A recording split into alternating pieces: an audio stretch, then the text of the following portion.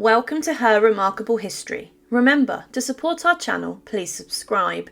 The horrific truth behind the legend of Bloody Mary.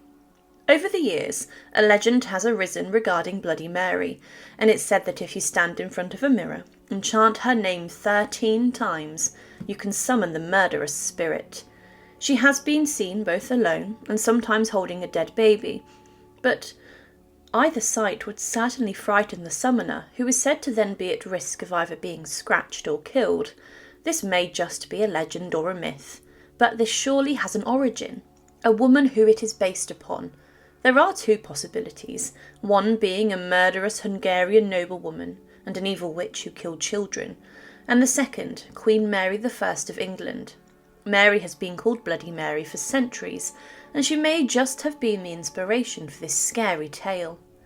Most people believe that the Bloody Mary legend is directly linked to the once Queen of England, who earns her nickname through the horrific actions and murder that she committed when she burned around 280 Protestants alive for heresy during her short reign of 5 years.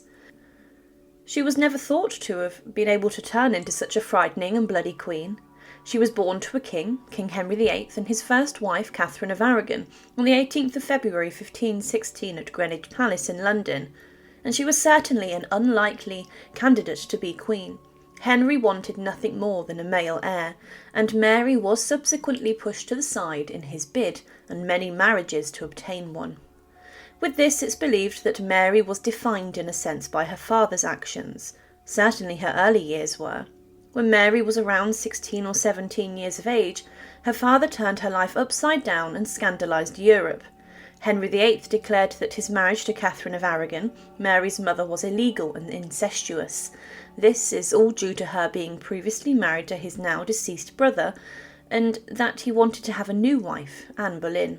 Catherine and Henry had been married for 24 years, and now Henry had divorced her, married Anne, tore England away from the Catholic Church, established a new Church of England, and Mary was declared illegitimate.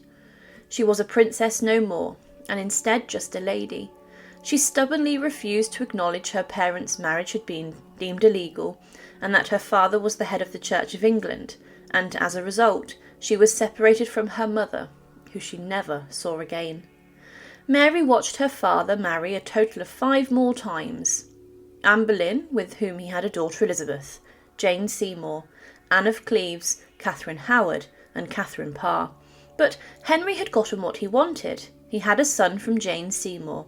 He'd executed 2 wives, Anne Boleyn on trumped-up charges of treason, adultery and incest, and Catherine Howard for adultery. Jane Seymour died from childbirth complications, and Anne of Cleves, that marriage was annulled within 6 months. It was only Catherine Parr who outlived Henry. Henry's son was called Edward, and upon Henry's death he became Edward VI. Edward was a young boy king, and he died after just 6 years on the throne. However, with the country now split between Catholics and Protestants, he wanted his throne to go to another Protestant monarch, and he chose his cousin, Lady Jane Grey. Mary seized this opportunity, and in 1553 she led an army into London, and with the support she put herself upon the throne.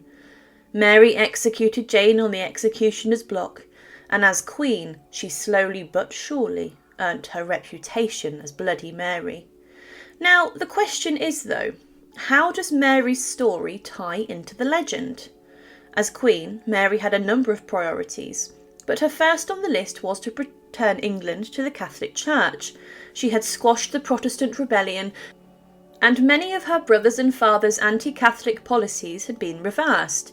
She had married Philip II of Spain, but in 1555 Mary took things one step further. Mary revived a law called heretico comburendo.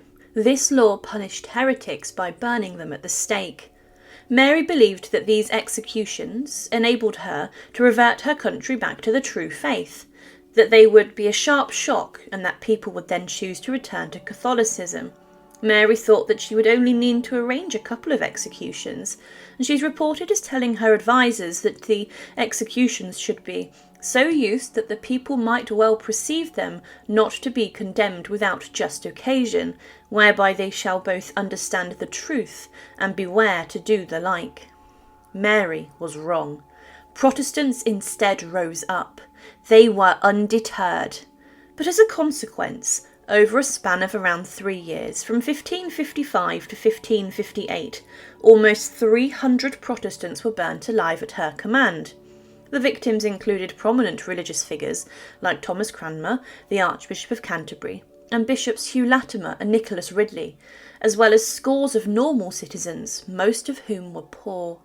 These executions have been recorded by a Protestant called John Fox in his 1563 book called The Acts and Monuments, or Fox's Book of Martyrs.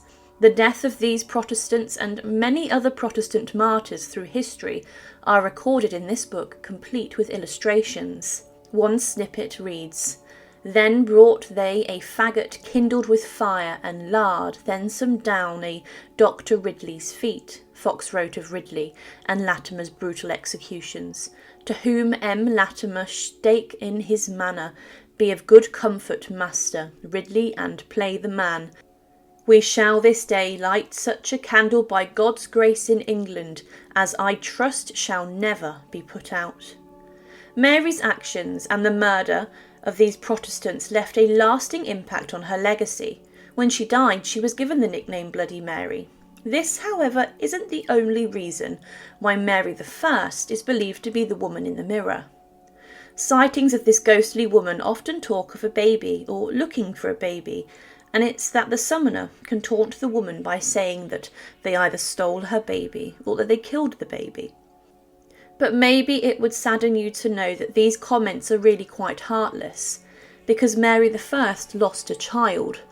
Or rather, she thought she was pregnant at a point, but in fact she was not, so she lost the child she never actually had.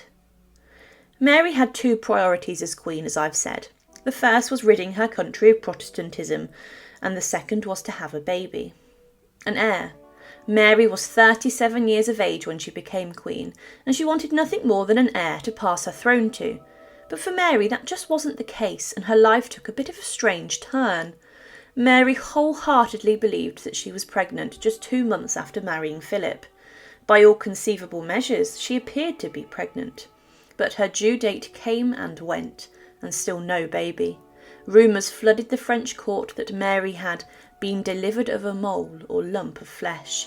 It's thought that she could have had a molar pregnancy, where there is a problem with a fertilised egg and the baby and placenta just don't develop the way they should.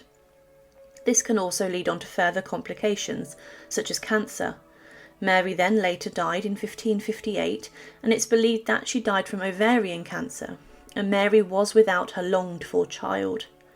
It was then her half-sister Elizabeth who became queen. Elizabeth was a Protestant, and Protestantism was then cemented into place within England. After the death of Mary, her enemies made sure that she was known as Bloody Mary, but this name in comparison to her family seems to be a little unfair. Her father was noted as ordering the deaths of as many of 72,000 of his subjects, and her sister went on to hang, draw and quarter 183 Catholics. Mary was the only one deemed bloody. Was her reputation born from sexism, or the fact that Mary was a Catholic queen in a largely Protestant nation? Either way, the Bloody Mary nickname tied Mary to the urban legend. Thank you for watching, and to support, please subscribe to Her Remarkable History. Thank you.